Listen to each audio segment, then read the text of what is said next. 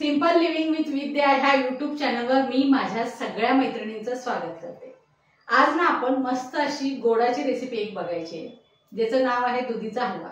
घरोघरी केली जाते, माझ्या बऱ्याचशा मैत्रिणींना येत असणार, पण ज्या नवशिक्या मुली आहेत, जी माझी बॅचलर मुलं बाहेर राहतात, त्या सगळ्यांना उपयोगी होईल म्हणून मी ही आजची रेसिपी तुमच्याबरोबर शेअर करणार आहे। ती रेसिपी कशी करायची ना ती आता आपण बघूया। दुधीचा हलवा करण्यासाठी जे आपल्याला साहित्य लागणार आहे ना, त्यामध्ये आहे हा दुधी, ज्याचं साधारण वजन अर्धा किलो असेल।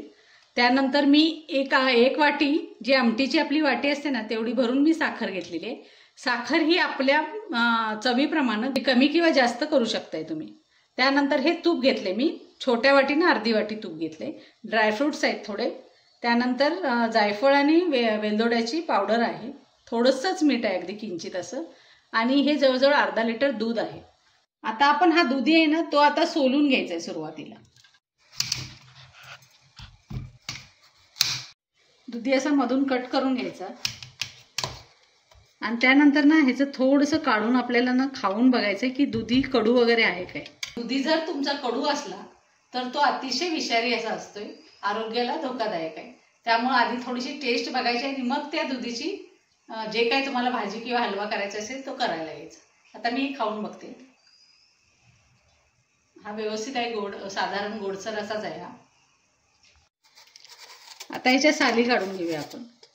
आपलं दुधी सोलून झालेलं आहे, साल काढून। आता ना तो आपण खिसून घ्यायचा खिसणीवर।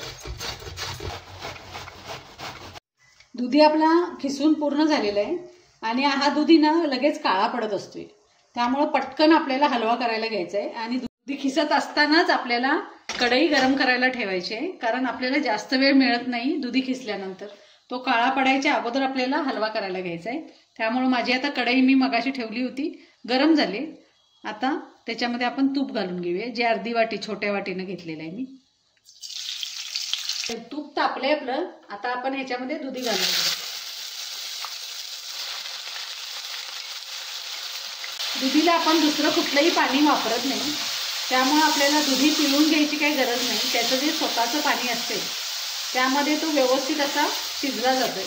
त्यामुळे शक्यतो दुधी पिळून घेऊ नका किंवा दुसरं कोणत्याही पाण्यामधनं पण तो दुधी काढू नका, त्यामुळे दुधीची चव कमी होते। जसा आहे ना तसाच तो तुपामध्ये घालायचा खिसलेला। दुधी थोडा वेळ ना ह्या तुपावर आपल्याला व्यवस्थित असा परतून घ्यायचा आहे आणि थोडासाच परतला गेला की मग त्याच्यामध्ये आपल्याला दूध घालायचं आहे शिजवण्यासाठी। 3 ते 4 मिनिटच फक्त मी हा दुधी ना तुपावर परतलाय, कारण त्यामुळे कसं होते, तुपाचे फ्लेवर जे आहेत ना तुपाचं, तो ह्यामध्ये व्यवस्थित असा उतरला जातो आणि दुधी पण सॉफ्ट होते। आता ना आपण यामध्ये दूध घालायचं। हे जे दूध आहे ना ते मी तापवलेलं दूध आहे, त्याच्यावर साय जी आलेली आहे ना ती सुद्धा आपल्याला दुधीमध्ये घालायची आहे। फुल क्रीम दूध जेवढा असेल ना तेवढा आपला हलवा खूप छान होतो, त्यामुळे साय काढू नका, साई सकटच आपल्याला दूध ह्याच्यामध्ये घालायचं। साधारण ज्या वेळेला आपण दूध ओततोय ना तेव्हा बघायचं की हे कितपत होते। आता हा दुधीचा खीस सगळा बुडला गेला याच्यामध्ये, तर हे दूध मी आता थांबवते ओतायचं। आता आपण हा दुधी शिजायला ठेवायचा आहे। ह्याला एक उकळ आली ना की मग आपण ह्याच्यावर झाकण घालायचंय, गॅस बारीक करून ना दुधी मस्त असा शिजायला ठेवायचा थोडा वेळ। बरोबर 5 मिनिटं झालेली आहेत आणि आपण आता झाकण उघडून बघूया। हे बघा, मस्त असं झालंय, अगदी सॉफ्ट असा वाटायला लागलाय हलवा। हे जे तुम्हाला दिसते ना दाणेदार असं, ती आपली दुधावरची साय असते आणि आपल्या दुधाचा सुद्धा खवा झाल्यासारखा, ज्या वेळेला ह्यातमध्ये दूध आटलं जाते ना त्यावेळेला त्यामध्ये त्याचा खवा झाल्यासारखा होतोय। आणि आता हे मस्त असं शिजलेलं आहे। आता ह्याच्यामध्ये आपल्याला साखर घालायची। आता ही साखर जी घालायची आहे ती मी हा खीस बघणार आणि त्याप्रमाणे ठरवणार की आपल्याला साखर किती घालायची, कारण आता हे आटून खूप कमी झालेलं आहे, त्यामुळे इतकी साखर आपल्याला लागत नाही, बघत बघत आपण घालायची। साधारण इतकी साखर बस झाली याला। मी अर्धी वाटी साखर ठेवली, पण तुम्हाला जर भरपूर गोड आवडत असेल ना तर तुम्ही आणखीन घालायला सुद्धा काय हरकत नाही। आता ह्यामध्ये आपल्याला ड्रायफ्रुट्स घालून घ्यायचे आणि ही वेलदोड्याची पावडर।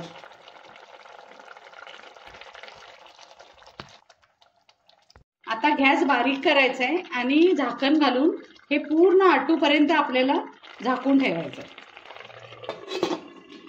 5-7 मिनिटं झालेली आहेत आणि आता आपण बघूया उघडून. हे बघा मस्त असा शिजलाय, तूप बाहेर आलंय त्यातलं. कोणताही गोड पदार्थ असला ना तरी त्याला थोडंसं का असे ना मीठ घालायचं. हा दुधातला पदार्थ असल्यामुळे मी आधी सुरुवातीला मीठ घातलं नाही. आता पूर्ण हलवा आपला तयार झाला आणि एकदम किंचित असं मीठ मी यामध्ये घालून थोडंसं मिक्स करून घ्यायचं आपल्याला. आता आपण हा सर्विंग बाउलमध्ये काढून घेऊया. मस्त असा हलवा आपला तयार झालेला आहे. हे लहान मुलांसाठी अतिशय हेल्दी असं ऑप्शन आहे. मुलं खायला बघत नाही दुधी, पण असा हलवा केला तर नक्की खातील.